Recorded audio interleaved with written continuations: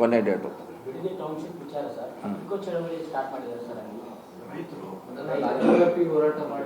ಮಾಡ್ತಿದ್ದಾರೆ, ನಾವು ನೋಡ್ತಾ ಇದ್ದೀವಿ ಟಿ ವಿಯಲ್ಲಿ. ಅಪ್ಪಿಕೋದೆ ಬೇರೆ ಬೇರೆ ರೀತಿಯಿಂದ ರೈತರು, JDS BJP ಅವರು ಕೂಡ ಅದರಲ್ಲಿ ಸ್ಟ್ರೈಕ್ ಮಾಡ್ತಿದ್ದಾರೆ.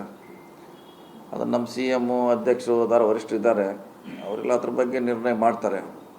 ನಾವು ಹೀಗೆ ಅಂತ ಹೇಳೋಕ್ಕಾಗಲ್ಲ. ಅವರು ಅದನ್ನು ಅದ್ರ ಬಗ್ಗೆ ಸಾಧಕ ಬಾಧಕ ಚರ್ಚೆ ಮಾಡ್ತಾರೆ. ಇಲ್ಲ, ಕ್ಯಾಬಿನೆಟಲ್ಲೇ ಮಾಡಬೇಕಂತ ಏನಿಲ್ಲ, ಕ್ಯಾಬಿನೆಟಿಗೆ ಚರ್ಚೆ ಮಾಡೋದು ಅವಶ್ಯಕತೆ ಇಲ್ಲ. ಭಾಳ ಸೀನಿಯರ್ ಅದಾರ, ಅನುಭವಿಗಳಿದ್ದಾರೆ, ಅದ್ರ ಬಗ್ಗೆ ಚರ್ಚೆ ಮಾಡ್ತಾರೆ.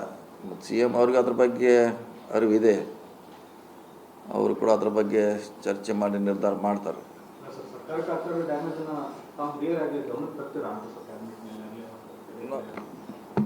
ನೋಡೋಣ, ಈಗಾಗಲೇ ನಮ್ಮ ಅಭಿಪ್ರಾಯನ ಹೇಳ್ತೀವಿ.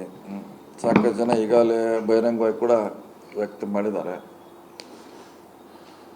ಸೊ ಹೇಳುವಂಥ ಅವಕಾಶ ಬಂದರೆ ನಾವು ಕೂಡ ಆ ಥರದ ಇಂಪ್ಯಾಕ್ಟ್ ಏನಾಗ್ಬೋದು ಬರುವಂಥ ಚುನಾವಣೆಯಲ್ಲಿ ಬಗ್ಗೆ ಚರ್ಚೆ ಅಧ್ಯಕ್ಷ ಗಮನಕ್ಕೆ ತರ್ತೀವಿ.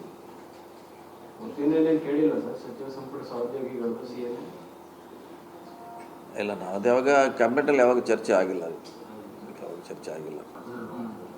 ಕೊನೆ ಡೇಟು. ಬಿಡದಿ ಟೌನ್ಶಿಪ್ ವಿಚಾರ ಸರ್, ಇಕೋ ಚಳವಳಿ ಸ್ಟಾರ್ಟ್ ಮಾಡಿದ್ದಾರೆ ಸರ್. ಮಾಡ್ತಿದ್ದಾರೆ, ನಾವು ನೋಡ್ತಾ ಇದ್ದೀವಿ ಟಿ ವಿಯಲ್ಲಿ. ಅಪ್ಪಿಕೋದೆ ಬೇರೆ ಬೇರೆ ರೀತಿಯಿಂದ ರೈತರು, JDS BJP ಅವರು ಕೂಡ ಅದರಲ್ಲಿ ಸ್ಟ್ರೈಕ್ ಮಾಡ್ತಿದ್ದಾರೆ. ಅದನ್ನು ನಮ್ಮ CM ಅಧ್ಯಕ್ಷರು ಅದಾರ, ವರಿಷ್ಠರು ಇದ್ದಾರೆ, ಅವರೆಲ್ಲ ಅದ್ರ ಬಗ್ಗೆ ನಿರ್ಣಯ ಮಾಡ್ತಾರೆ.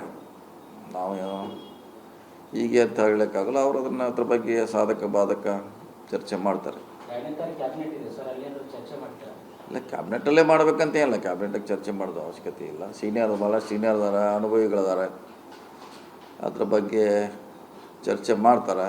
ಮತ್ತು CM ಅವ್ರಿಗೆ ಅದ್ರ ಬಗ್ಗೆ ಅರಿವಿದೆ, ಅವರು ಕೂಡ ಅದ್ರ ಬಗ್ಗೆ ಚರ್ಚೆ ಮಾಡಿ ನಿರ್ಧಾರ ಮಾಡ್ತಾರೆ.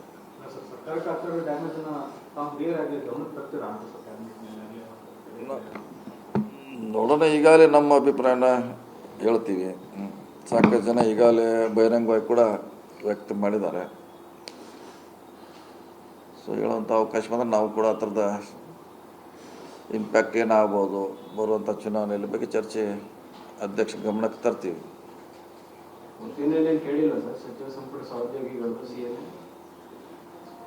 ಇಲ್ಲ, ಅದು ಯಾವಾಗ ಕ್ಯಾಬಿನೆಟಲ್ಲಿ ಯಾವಾಗ ಚರ್ಚೆ ಆಗಿಲ್ಲ, ಯಾವಾಗ ಚರ್ಚೆ ಆಗಿಲ್ಲ.